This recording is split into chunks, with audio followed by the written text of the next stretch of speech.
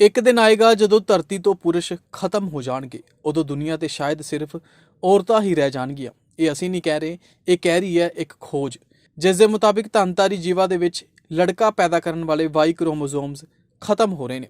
ਇਨਸਾਨਾਂ ਦਾ ਵਾਈ ਕ੍ਰੋਮੋਜ਼ੋਮ ਹੌਲੀ-ਹੌਲੀ ਖਤਮ ਹੋ ਰਿਹਾ, ਯਾਨੀ ਕਿ ਇੱਕ ਐਸਾ ਸਮਾਂ ਆਏਗਾ ਜਦੋਂ ਲੜਕੇ ਪੈਦਾ ਨਹੀਂ ਹੋਣਗੇ, ਸਿਰਫ ਲੜਕੀਆਂ ਪੈਦਾ ਹੋਣਗੀਆਂ।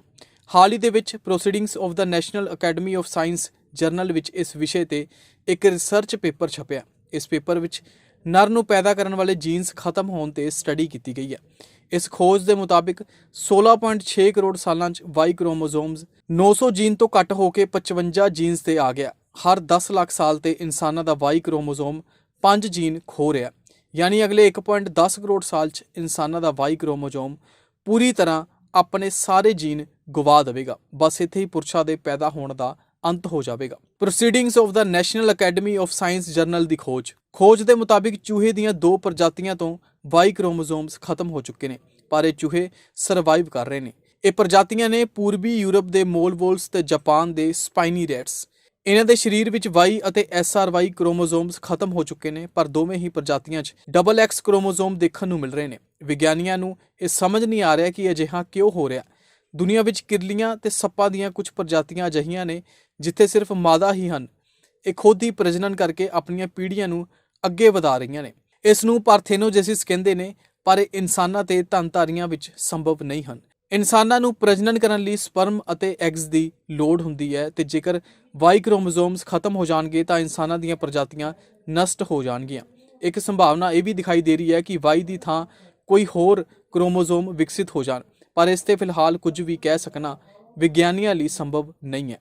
ਵਾਈ ਕ੍ਰੋਮੋਜ਼ੋਮ ਭਰੂਣ ਵਿੱਚ ਬਣਾਉਂਦਾ ਹੈ ਲੜਕਾ ਜਾਂ ਲੜਕੀ। ਵਾਈ ਕ੍ਰੋਮੋਜ਼ੋਮ ਵਿੱਚ ਕਰੀਬ 55 ਜੀਨ ਹੁੰਦੇ ਨੇ। ਇਸ ਤੋਂ ਇਲਾਵਾ ਕਈ ਨੌਨ ਕੋਡਿੰਗ DNA ਵੀ। ਵਾਈ ਕ੍ਰੋਮੋਜ਼ੋਮ ਭਾਵੇਂ ਹੀ ਆਕਾਰ ਵਿੱਚ X ਤੋਂ ਛੋਟਾ ਹੋਵੇ, ਇਸ ਦੇ ਕੋਲ ਜੀਨ ਘੱਟ ਹੋਣ, ਪਰ ਉਹ ਤੈਅ ਕਰਦਾ ਹੈ ਕਿ ਭਰੂਣ ਵਿੱਚ ਵਿਕਸਿਤ ਹੋਣ ਵਾਲਾ ਬੱਚਾ ਲੜਕਾ ਪੈਦਾ ਹੋਵੇਗਾ ਜਾਂ ਲੜਕੀ।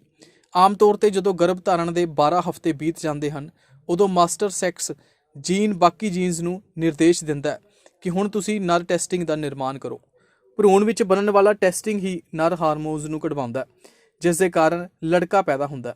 ਮਾਸਟਰ ਸੈਕਸ ਜੀਨ ਵਾਈ ਹੀ ਹੁੰਦਾ ਹੈ, ਤੇ ਜੇਕਰ ਵਾਈ ਕ੍ਰੋਮੋਜ਼ੋਮ ਹੀ ਖਤਮ ਹੋ ਜਾਵੇਗਾ ਤਾਂ ਲੜਕਾ ਕਿਵੇਂ ਪੈਦਾ ਹੋਵੇਗਾ।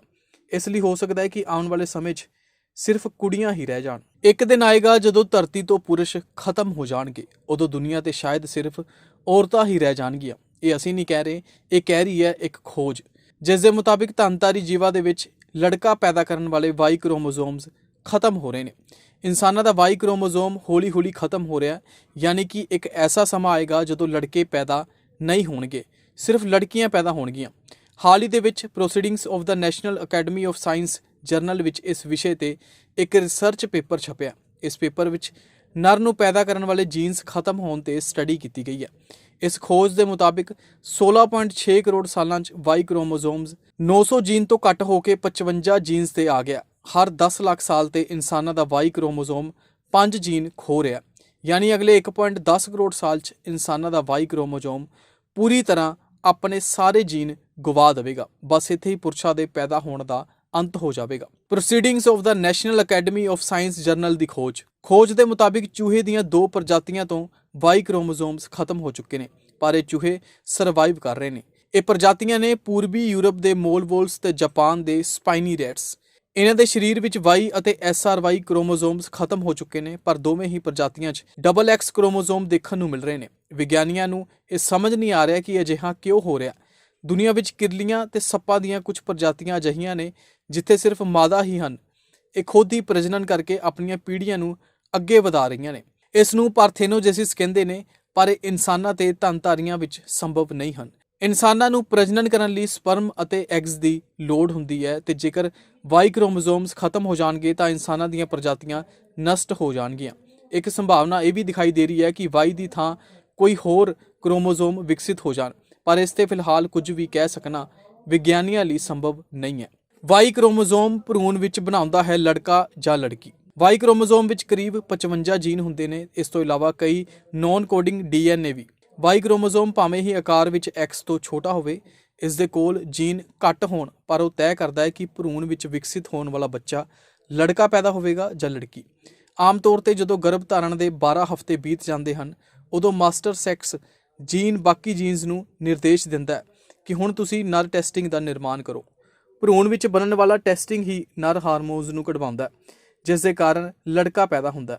ਮਾਸਟਰ ਸੈਕਸ ਜੀਨ Y ਹੀ ਹੁੰਦਾ ਹੈ ਤੇ ਜੇਕਰ Y ਕ੍ਰੋਮੋਜ਼ੋਮ ਹੀ ਖਤਮ ਹੋ ਜਾਵੇਗਾ ਤਾਂ ਲੜਕਾ ਕਿਵੇਂ ਪੈਦਾ ਹੋਵੇਗਾ। ਇਸ ਲਈ ਹੋ ਸਕਦਾ ਹੈ ਕਿ ਆਉਣ ਵਾਲੇ ਸਮੇਂ 'ਚ ਸਿਰਫ ਕੁੜੀਆਂ ਹੀ ਰਹਿ ਜਾਣ।